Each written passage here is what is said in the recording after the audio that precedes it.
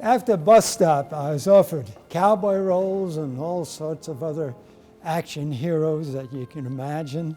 But I wanted to do every time the opposite of what I had done the last time. So what I selected was, instead of a part of an action hero in the wide open spaces, I selected an accountant in New York City. And it was a movie called Bachelor Party.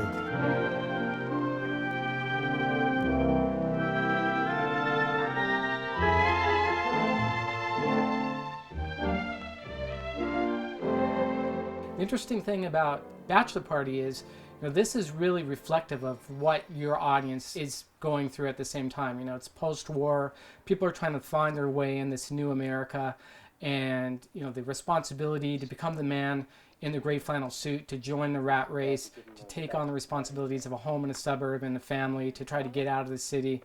These are all the things that the character is struggling with, and the audience is struggling with too. Take off an eye. You ought to go have a little fun for yourself. I think you need that, Charlie. You work all day, you go to school all night. You can miss one night. No. The bachelor parties, they get kind of wild sometimes.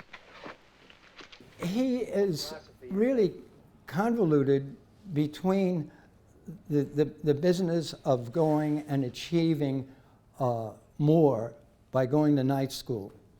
And there's part of him that wants to fulfill that ambition, and then there's a part of him that wants to just enjoy more of life in the station that he finds himself, and he finds that the child is making it difficult. What's the matter?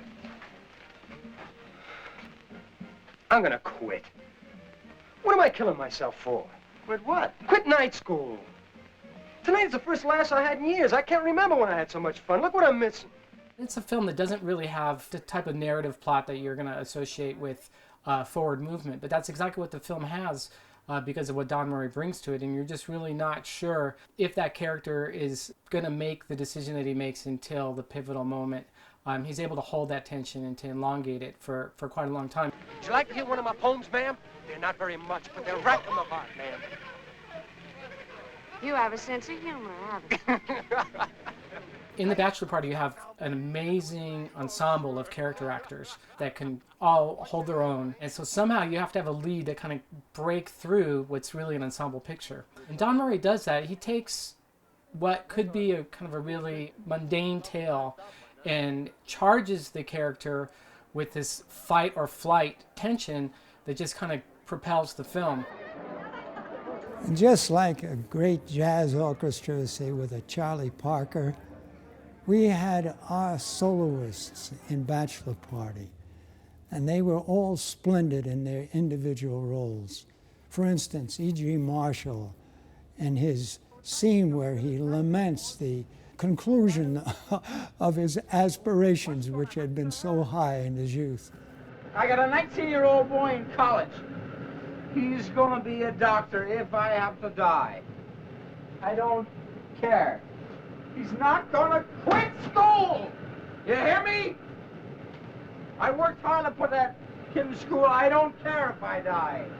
And of course, there's the honoree of the Bachelor Party himself, Phil Abbott, who finally declares his Declaration of Emancipation. I just woke her up.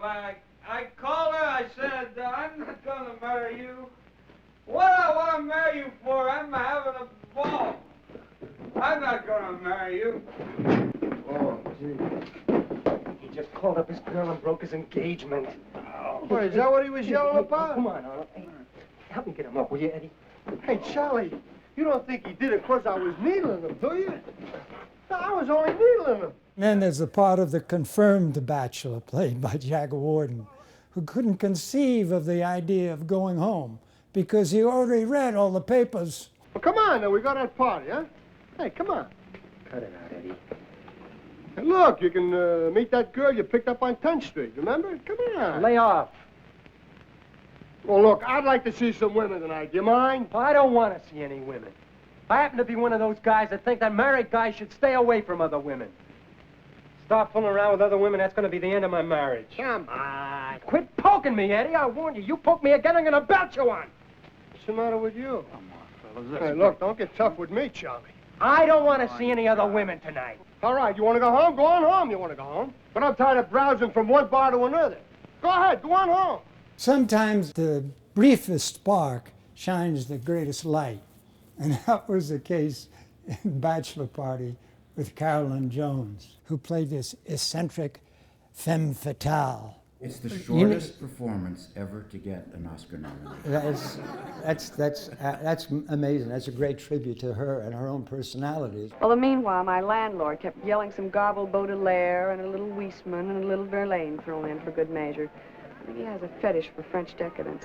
Anyway, Andrew heard him naturally, and he said, "Who's that I hear?" And I said, "That's my landlord." And he says, "What does he want?" And I said, "He wants the rent."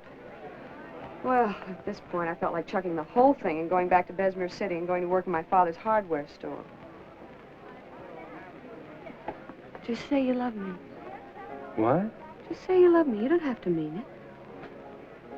What's the matter? Say you love me. Oh, come on. Say you love me. on. No. I love you. I love you. It's a powerful film. It's a film that I think almost more than any other of that period speaks to mid-century anxieties. And with Don Murray, the sense I get when I'm watching that film is that the character could just literally bolt at any time, that the anxiety is just so palpable that at any moment that character could go any which way, and that's part of the enjoyment of watching it in the audience. Part of what rivets you is that you just don't know which way he's going to go. Yes, I'm watching these men go through their torment more than in any performances I've ever seen. I kept on seeing the wives.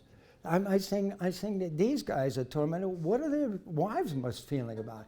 I mean, their wives are carrying these babies, you know, and they have these men that's, you know, that's going out and acting like babies themselves.